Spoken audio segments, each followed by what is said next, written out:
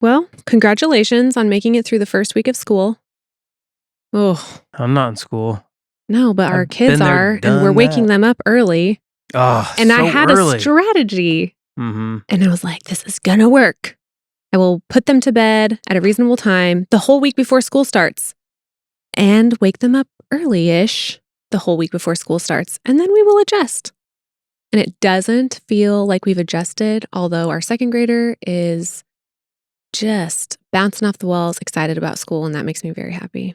Yeah, that's great. But it does not make it easier to oh crap, I forgot to wash the lunchbox Tupperware last night. Gotta do it really quick before the day starts. So why are you wearing this? Okay, for the people that watch the pod, you'll know I'm wearing a weird jacket. And we have a totem here from your educational days, Oh my gosh. from the great halls of learning. That has lead paint. I'm that old. That has lead paint. That's why I didn't put his coffee in it, No, you because don't wanna- he doesn't drink out of it.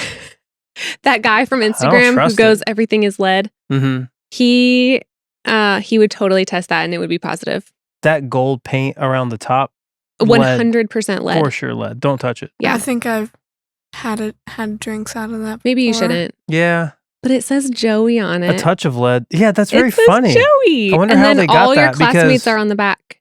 Because the moniker Joey dropped pretty early, like 3rd grade. Probably your mom filled it out for you. Oh, I just don't okay. see you in high school senior year filling out paperwork. No. Like, did you do your schoolwork? I don't remember high school. No. Let alone fill out your senior class present paperwork. No way. Yearbook, like I have no recollection of any of these things. I've never seen your yearbook, and I know your mom probably has it in her attic because she's gosh. great at keeping Mementos. special mementos. Mhm. She's fantastic at that. It's got to be up there. And the next time we go to her house, I want to see the yearbook because I want to see your senior year with your quote. I don't think I had one. You didn't have one? Maybe. No, I don't think everybody has one, right? No, every I don't know how it senior works. of the high school that I graduated from had a quote. Your living room? Ooh, Rude. got her. Ooh, Ooh. the dining room? What No. school? No, my senior year, I did graduate from a public school. Mm-hmm. It wasn't from this jacket. Is that stolen valor? Okay. Just to walk into school and be like, yeah, like this is my senior jacket, my letter jacket. And I totally went to that high school. Do you know what this? Okay, first of all, this Letterman's jacket has my name, That's like, and I lettered in color guard and band. oh boy. And the logo over here is the Northern Lights Homeschool Marching Band. Wow. And the back has a very cool Northern Lights I like the back. homeschool marching band. The And back, you wore that in public? the back has a cool logo of the Northern Lights. I think it's cool. It's a word. The logo on the back is cool. The Mhm. jacket has good-ish memories attached. I say Yeah. good-ish because it's Goodish. just good-ish. Mm-hmm. But this was the one memento that I have from my school days. I have my junior year and senior year school photos, yearbooks, but I don't really have any school photos from any other year. Unless you count family photos. We'll hunt down mine. Mine will be fun. It had a lot of eras of Joe, Oh, yeah. of Joey to Joe, and different haircuts and stuff. But I don't remember a lot of high school. I'll just be honest. You really don't? No, I remember funny moments with friends, and I remember pranks. I did a lot of those. Wasn't always the nicest kid in high school. Yeah. I mean, my favorite prank that I did, the most memorable moments are when I think I was on a road trip going through Kentucky or some other state, and I bought a bunch of stink bombs. Did you really? Really legit ones. Yeah. But what do stink bombs smell like? Like sulfury? Sulfur, awful, rotten Okay, eggs. okay. Just I could see that. horrible. Yeah. And they were glass because I remember the sound. They would It was like an ampule. Yeah. It's an ampule. Well, we use that in medicine still. Oh man, you're such a I'm a nerd. You're such a Northern Lights homeschool marching band letter jacket. Yeah. Oh, no, I just remember walking down the halls and just bam, smashing them and just hearing people oh my gosh. And it would reek for an hour. You could not get rid of that smell. Yikes. These were industrial. Do you think it would was it the kind of odor that would just sit on your clothing if you were near the ampule when it went off? Like, would it get on your clothes? Oh, I'm sure. And like yeah. kind of follow you? I don't remember like throwing it on people, and I wouldn't have broke it Well, myself. no, I you would wouldn't just have, toss like, it on the ground. but you know how when you are through like Yeah. stinkiness, I can tell it you what sticks with you. I can tell you what did stink. Somebody pranked me. Forgive me. We're just at that level number of the podcast. I don't remember if I told the story, but when somebody fished my car, you know about that, right? Ew. Yeah, they put No, sardines I'm in imagining. every ounce, every little crevice of my car. I think it was my ex-girlfriend. Oh. She was a mean person. Did you guys break Very up and that was her spiteful. like I think so. her Carrie Underwood Mhm. moment? Yikes. Yeah. That's Yeah. really gross. And you couldn't get it out.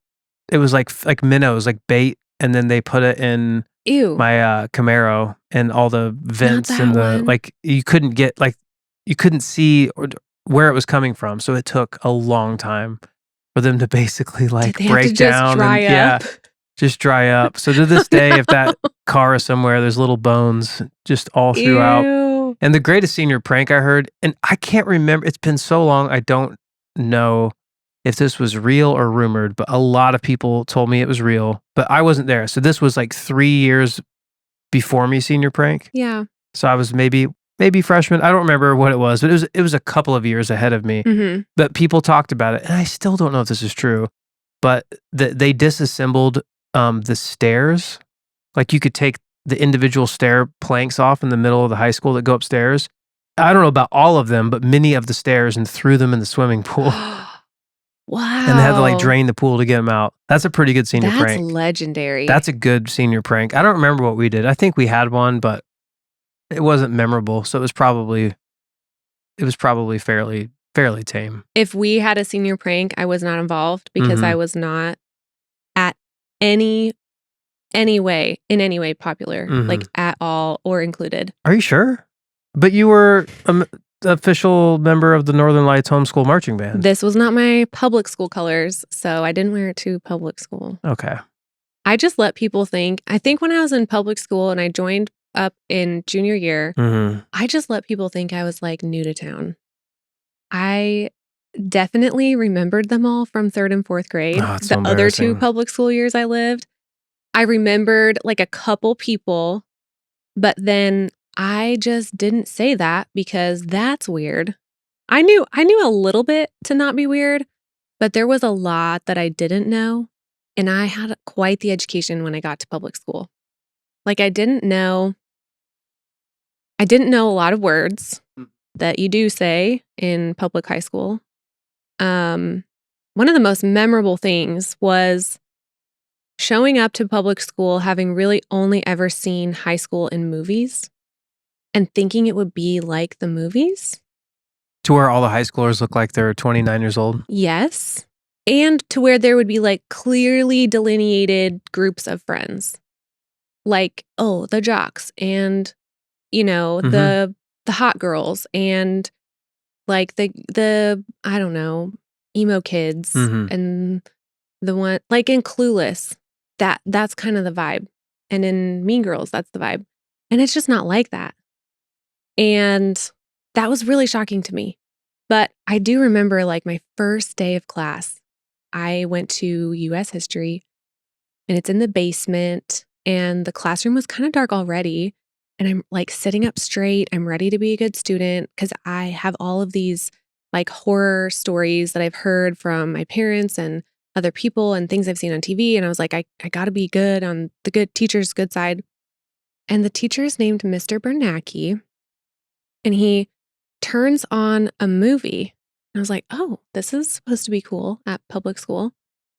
And he puts his feet up on his desk and promptly falls asleep. And I'm watching the movie trying to take notes while all of the students around me are like either getting up and leaving or like just talking. We didn't have cell phones, so there wasn't any of that. And come to find out, that's what he was going to do every day of that entire semester. Play a movie and fall asleep? Yep. What a legend. Was And this he like, was was he known at to- retirement? And I guess, okay, so then I guess so he had like a walkout basement classroom in the school. And I guess he would just like go out into the woods anytime he didn't have a class period and just chill. And so come to That's find some weird out, teachers like that. all the kids called him Wacky Bernanke. Okay. But it was the weirdest, like, Just picture, like, all you know about school is from the movies. And then you go, and this teacher doesn't even teach. And he just falls asleep. It was very weird. I had some weird teachers. I had one guy that had anger issues, and What do you mean? he just one day he picked up like this kid. It was in band. This kid just like kind of not paying attention. So I just remember this teacher. He just grabbed a chalkboard eraser and just turned around and threw it at this kid as hard as he could and hit him right in the face. And then another time he got mad and picked up a music stand and threw it behind him and slammed in the door so hard, put like a little dent in the door. No. Yeah. I think teachers do get pushed to their limit, though. We would do it on purpose, though. Oh, for sure. Because when I was in band, I mean, I wasn't in the Northern Lights homeschool marching band. Not as cool as me. But I was in concert, like sure, in middle school. That's what Is that it what it's called? Like I didn't march, but you'd play. Right. So we would just a little spit valve. That was like the thing. Is you just walk up to girls. Oh yeah, you were like a trumpet player. Empty the spit valves on them, and we would get yelled at a lot, which justifiably so. When I was bass clarinet and bassoon, I sat next to like the tuba and sousaphone section, and they would empty their spit valves like just onto the floor, and it was disgusting. It's very gross. It's so gross. Well, there was a kid I remember who was like one of the farmer kids. And he made our chemistry teacher so mad one day because apparently our chemistry teacher was some type of religion that where like you're not supposed to kill anything, like not a bug, nothing. He was like vegan, and there was a fly that just kept landing on the projector, which throwback. Mel, do you know what a projector is? Of course I do. We still have those. Yeah, but the kind that has like the vellum papers that you like flip and put on a manual. We don't have those anymore, but I still know what that is. So the fly kept landing on it, and this kid gets up in the middle of class, unbeknownst to all of us, took his boot off. His like big old trucker, I don't know, farmer kid boot, walks up to the front and slams his boot down on the glass of the projector thing, killing the fly, breaking the projector. School's over. Play a movie. Doesn't say a word and goes back and sits down. I don't remember anything else. Got the fly. Got the fly. I did, I do think teachers get pushed to their limit, so I did look up some grievances. Teachers felt like sharing that parents had like just issues. So one teacher says, a parent complained to me because I put their student in with a group of other students they didn't know. Like, that's pretty real life. So I was asked in a parent-teacher conference if I could, quote, tone it down because I was too happy. I'm outgoing, I'm happy, I enjoy laughter. I teach high school math. Give me all the joy and jokes, please. I teach low-level math. I am no one's favorite subject. It's been almost 10 years and my colleagues still tease me about this. Has anybody told you were too happy? No. Apparently, parents will believe anything. Several parents believed that their teachers made them do gross stuff. This teacher said, a parent complained because apparently whilst on a school trip, I made their child drink out of a toilet bowl. Like a parent believed that. And another teacher says, I got in trouble because a kid told her dad that I put her in the trash can. My boss came at me and was like, number one, there's cameras. Number two, the trash can is too small. And number three, she wouldn't even fit. What are you guys doing? Nothing. Just having a little side conversation. Here's the thing. I feel really bad for teachers because I think teachers and nurses have very similar roles in society where we do really hard work that is like underappreciated, undervalued, and underpaid. That's what I'm going to say. What do you think? Why is this so funny? Okay, y'all two always make fun of me and you always laugh, and I know that I'm a dork, and it's okay. It's okay that I'm a dork. That's all right. We were just getting really bored and we're like laughing at each other. I didn't know. It was either take a nap or just keep listening to this list. So anyway, I've got a grievance for you. Okay. I'm not a big light person, and you know this. Big light? I'm not a big light person. I'm not a big light person. This. So every evening, our house is so beautiful. Like, we have like just the right amount of mood lights. We know the right ones. Every morning, dude, and it's not all of them. You pick one big light. It's either in that bathroom, like on the main floor. There's one today it was in the entryway, so bright. You just find, it's 6 a.m. You find one big light and just turn the big light on. Bro, I've been up since 4:30 morning. That's not an excuse for a big light at 6 o'clock. There's 3 other people just waking up and just trying to navigate to find the switch. It's awful. I hate big lights so much that even if I need something, I use my phone flashlight because I don't want to see a big light. I don't turn on the main lights in the room. I turn on and it's always different. But I turn on like lights that are connected to the room, but not in a room that you're going to go in. Yeah. Listen, while we're on the subject, every evening you turn on the big light in the sitting area. What? And then you cook amazing food. The sitting area? Sorry, breakfast area, breakfast nook. I have to cook. I can't see. I'm going to cut my finger off. I know. That's totally different. You could turn on the lights in the kitchen that are on the ceiling, but no. You turn on the chandelier is in the breakfast nook. Reverse grievance you and me. Oh, I'm reversing. You turn on that light, and then I sit in the living room and I'm doing stuff with the kids or with whatever, and you're cooking and we're trying to have a conversation, and I can't see anything because from the living room, your head is at the exact level of those lights, and it's like staring into somebody in front of the sun. Mel, do you have a mystery topic to break up this grievance fight? I don't think we're gonna come to a resolution on this. We're not. Just leave those big lights off in the morning. I can do that. I'd rather have a big light at night than a big light in the morning. So another reason why I do the bigger lights is because I don't want to leave the candles on. You know those electric candles that I have on in the morning? Yeah, but those they put off barely any light, but it's like the perfect flashlight kind of vibe for the morning. But I just don't. For you, that's not my vibe. I wake up to the big light. Here's the thing. Are you going to turn them off? No. That's why I turn them off. Okay, Melody, do you have a Mel's mystery topic for us? Hold on. Or are we just I have a tag on grievance. The electric candles in our bedroom that create a vibe. Not that kind of vibe, even though they can. They are kind of like my go to bed vibe.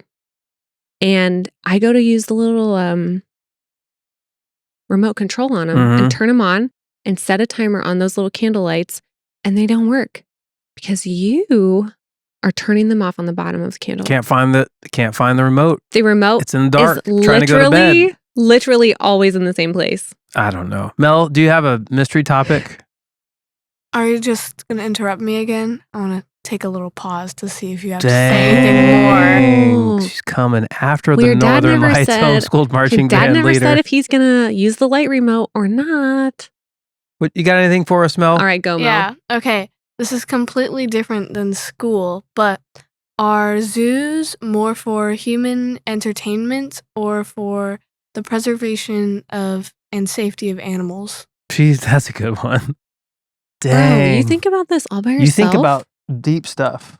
Yeah. Yeah, Yeah. Why would you not think Duh. Wow. That's a heavy question. Well, we've been to some zoos that are great. And we've been to some zoos that are definitely probably not legal. Yeah. Like that roadside zoo we went on before we had kids.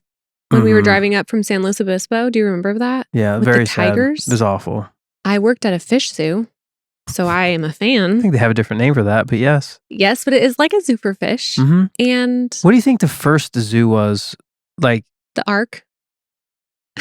Yeah. I mean, like, let's be real. Noah's Ark was a zoo. Noah's Ark. Was that for entertainment? Was or was the that for first zoo, and it was for the preservation of animals. So the first zoo, we can agree, was for the preservation of animals.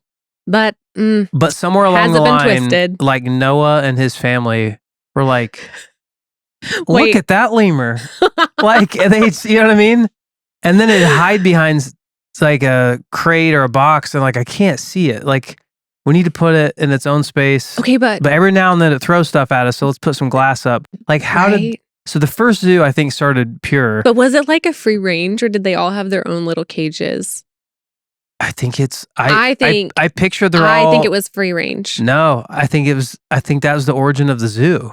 I think the Do you idea think for they the each zoo. had their own little stalls? I think they all segregated. I think they went in there and like, this What? is mine.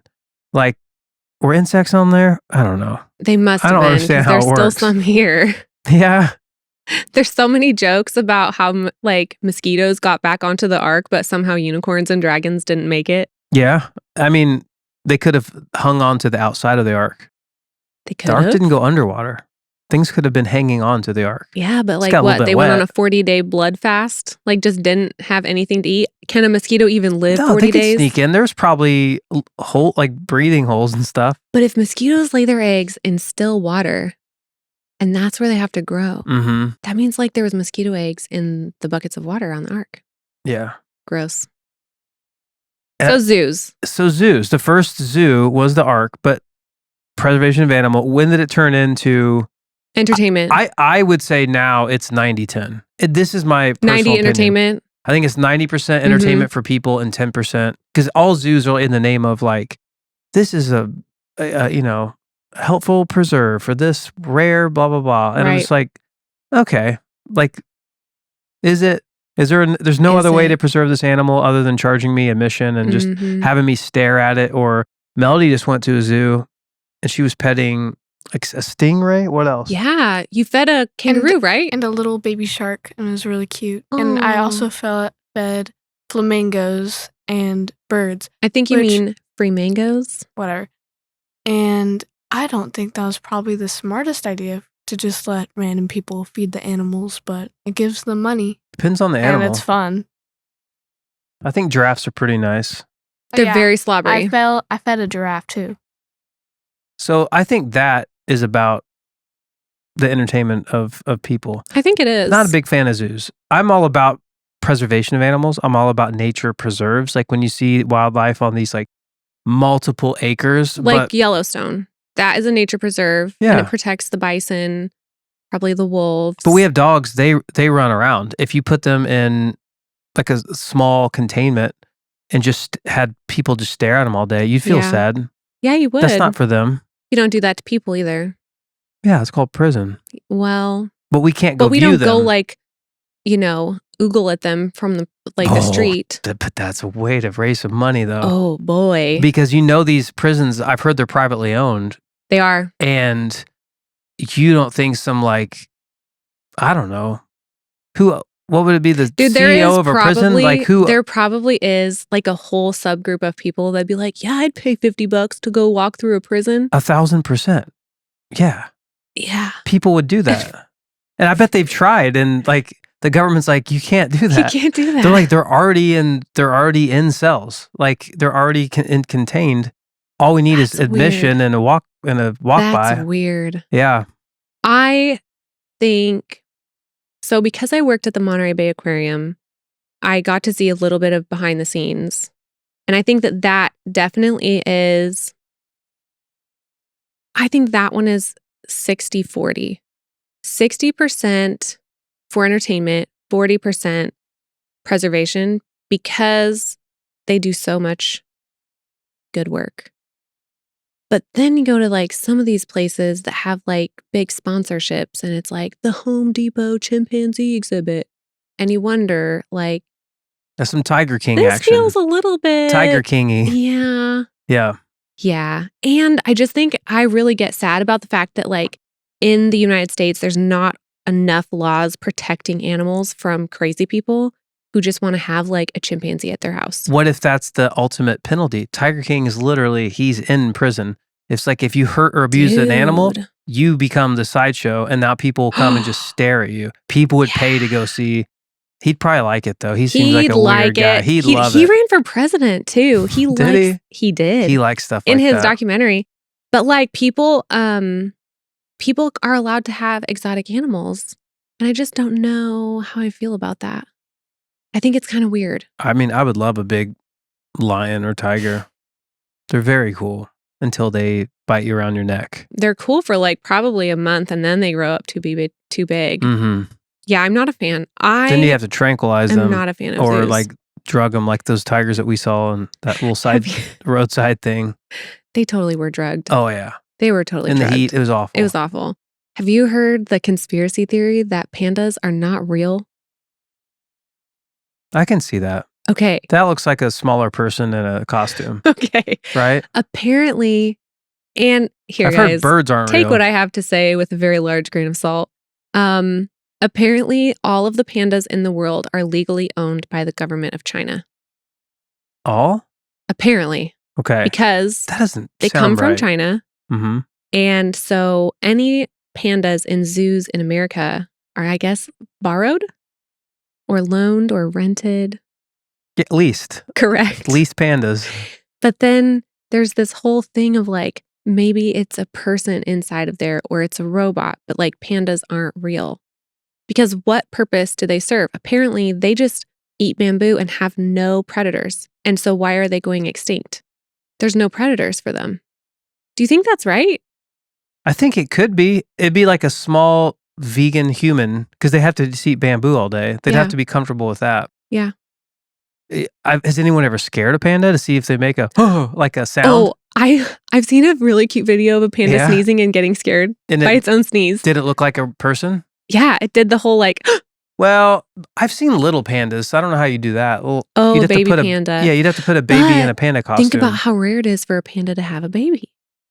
Pandas don't Has get anyone pregnant very easily. actually seen a And pregnant that's why panda? they're going extinct. I'm Mhm. sorry, extinct. Oh, wow. Are you enjoying your espresso? No, it's just coffee. Because it's going to be a long day. Yeah. It's going to be a good day, but it's going to be long. Because you know what? A lot Parenting more. means a lot of like going and doing and moving and Mhm. shaking. And I just need some energy. And I don't usually drink coffee, but I need it today. Mhm. Well, Melody, do you feel like you are prepared for high school, or do you feel like you have big questions about high school? I'm not ready. Don't make me go. Oh, Yeah, I'm not ready. Don't make me go. I genuinely Well, good. You're not in high school yet. have always told my kids that if they came up with a shot, well, I faked that there was a shot already that I would get Shot. from the Oh. pediatrician that I would give to them and keep them small. And I said, don't grow up. I'm going to get Dr. So-and-so to give me that shot and then you won't ever grow up. And Mel's, for the most part, always been chill with that. But our younger one is like, Mhm. she's ready to be like lead the whole world. Yeah. Mel, you just have to be prepared. I have a little list of things you need to do if you have anxiety socially in high school. Number 1, prepare your questions. You want to get those ready in advance. So don't just go in floating through the halls. You want a list of about 10 questions that you are like ready to go to ask people. Yep. You want to practice active listening. So when you ask this little high schooler or the homeschool marching band friend, You never just know what met, kind you of just geeks never you're going to know. meet. You want to listen, and when they share, like, yeah, I'm in the color guard and I flip like a wooden gun. Yep. You want to, number 3, show curiosity. Be like, wow, does it shoot anything? Or no, it's basically just like a piece of wood and it's painted, and I just walk around and. Hold on, I'm not that slow. I know how to have a conversation with Yeah, she people. can have a conversation. But what you need to do, Mel, is number 4, stay open minded. Okay, because people do have differing experiences and viewpoints. That's so, good so advice. Just keep an open mind. And then you want to practice on a regular basis. So you want to like go up to a mirror or maybe to your little sister, and you want to ask questions and engage in that. And then you want to try to focus on the positive. You know, you don't just want to be like, yeah, so World War III, huh? You don't want to say stuff like that. And then you want to engage in self-reflection. This is something that everyone who has anxiety does. You lay in bed and you just analyze everything you said that night and think about all the embarrassing stuff you said. Dude, like in it's high like your school. brain has a timer, and the Mhm. instant it gets melatonin injections, It's like let's play the remember when you said slideshow. that? Let's revisit all of these moments from the day. Remember That's when you fun. held that door open for that lady and she made it all the way there, and then she goes, oop, sorry, I forgot something in my car, and you're just like, oh, it's okay. And then you go in. Oh yeah. Yeah. I had the most awkward experience with a stranger the other day. Okay. Do tell. Sorry. Keep going. No, that was the whole list. It's perfect. Okay. I was just making sure that Melody was prepared for socially anxious situations. I really wasn't planning on saying this on the pod. Then you don't have to. Well, it's going to make you die inside. It's just so awkward. I didn't know what to do. I walked into a restroom and this woman was washing her hands. And it was like a 2-stall restroom, no big deal. And she saw me and a look of absolute horror came over her face. She got all jittery and she was like, sorry. What? And I'm not going to lie, like I was kind of rolling some thoughts around in my head. I was a little distracted. I'm just like, I need to use the restroom, get back to work, One stall is free, one stall is occupied. She quickly dashes right past me and I come into the restroom. And restrooms are what they are. There is odors. Oh. Whoa. Wait a minute. So I think She blew up the spot and thought she was alone? I think so. And I think she was apologizing to me. It's just like, listen, that's a way of life. What are you going to do? But like, You gotta just be like, man, I don't know who was in here before us. You gotta be ready. You see, Melody, this is a great example. I didn't know what to say. I just pretended like I didn't hear her. She did not practice regularly. She did not prepare her questions. How could you prepare for that? But you know what she's doing right now? Engaging in self-reflection. But like a perfect stranger in a public bathroom, what are you supposed to do? I would never use the restroom in a public bathroom, so I don't know. I've never experienced that. I can't think of a time I would ever, because I practice on a regular basis not using the public restroom. Yeah. I do have another list here. Okay. These are once you have broken past the awkward barrier of just trying to make a friend. The small talk barrier. These are 10 essential questions to ask someone to get to know them a little bit better. So number 1, what childhood memory makes you smile? Melody, what childhood memory makes you smile? You would remember better than us because you were just stepping out your childhood. of your childhood. Back when we lived in Virginia, when after church, when Dad and I would go to like some random, probably super sketchy the gas station and get one of those juices with a character head on top of it. Oh, like a Marvel character? I would get like a princess Panther or because he was a cat and I liked cats. Yeah, I don't know why you like those so much, but that was like when you were like 5, 4, like that was when you a were big 4 deal. Also, you would tell people so proudly that you were blood of the cat. Oh, no, I Do you did that remember way that? past being 4. Yeah, but that's when it started. And it was like, I've got cat blood.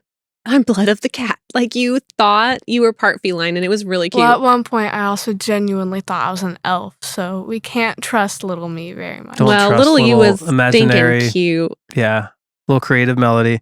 So you've already talked a little bit about your childhood. So number 2 for you, Kate, what drives you to get up every morning? Turning on the big light for your husband so that I can just start your day off right, bud. It wakes me up quickly. Gotta do it. Hey, light activates the wake up in our brain. You know, I've got a good reason for it. That's it. Okay. Here's another one. What goal are you working toward right now? Me? Mm-hmm. At home, it's finishing up some home projects that I have just kind of hanging out because summer's been fun, but I just haven't had a lot of time that I dedicate to those. And then at work, we have a big presentation that I'm working towards. That's it. Okay. What about you? What gets me up every day? Oh, what are you working towards? Either one. That isn't really why I get up every day. Obvi. Oh, I didn't. I asked 2 questions, and am I answering whichever one you want? Oh gosh, what gets me up every morning? To go back to that, my wife and kids. Yeah. You know what I mean? It's just you wake up. It doesn't matter how tired you are. You know you're going to get the big light. Doesn't matter if you're like your lower back hurts, underslept. You're just like, this is what men do. We get up and we just fight. Like whatever that fight may be, you got to get up and fight. So it's like I get fighting how you feel, getting, you know what I mean? Yeah. Getting to work, doing the hard things, doing what needs to be done, fighting my body to get some exercise in. Yeah. you know? I mean, it's just basics. But a Mhm. lot of people really struggle to be even to do that. And they need the encouragement. And sometimes just the example that like, hey, somebody else can do this. I can do this. We're all just in it together. Yeah. You know, I love that I can wake up and I wake up a little bit earlier than everyone else and get some of my chores done Mhm. first thing. And then I feel like I have more free time with you and the kids when I get home from work. Yeah. And it sucks because I don't want to get up at, 4:30 Nobody does. ever. All right, very last one, and I have to get to Okay. work. Yeah. Who do you look up to and why? Genuinely, I look up to you and I look up to your mom and I look up to your dad. There's a lot of people in your family that I do look up to, but you three have been very influential in my life. My upbringing was a little unique. So I have some awesome, awesome memories from my upbringing, but I also, there's some stuff to overcome and some challenges that made it difficult. And so like on a real heart level, like just the way that your family interacts with each other, supports each other, works hard. Like I think I've learned so many unspoken lessons from your mom and shaped my life in so many ways after things that she does and choices that she makes because I've seen how healthy it is and how it helps her life and how she is just an awesome person and is able to like support her family and do all of the things. And she just has joy, Mhm. She has strong faith and she has joy. And genuinely, you guys are awesome. And you've helped me grow up to be who I am. Thanks. Yeah, I love you. Wow, what a serious. Hey, we can You talk didn't- about real You life. didn't even have to like hesitate on that. Oh, no, absolutely not. Yeah. Plus, Audrey Hepburn. Gorgeous. Great style. I'll just tack her on the bottom. Okay, just throw it in there. Yeah. Well, I would say my dad, probably my mom too. Shout out to my mom and dad. they're awesome. Mhm. They raised little Joey That's right. up to be Joe. Yeah. All right. Well, pod people. Wait, does Melody have one person she looks up to? I have 4: Walt Disney, Arnold Schwarzenegger, and Dad's mom and dad. Oh, I love it. It's an interesting combination. Yeah, that's In no certain order, apparently, either. all right. Yeah. I love that Arnold Schwarzenegger. Yeah, Arnold. Just above your mother who birthed you. Walt Disney, okay. Arnie's Pizza Shop. Arnie's. Wow, no. Hey, if you haven't heard it, go listen to All right. Arnold's Pizza Shop. Shout out Arnold. Shout out mom and dad. And Go find someone to look up to. yeah, pandas aren't real.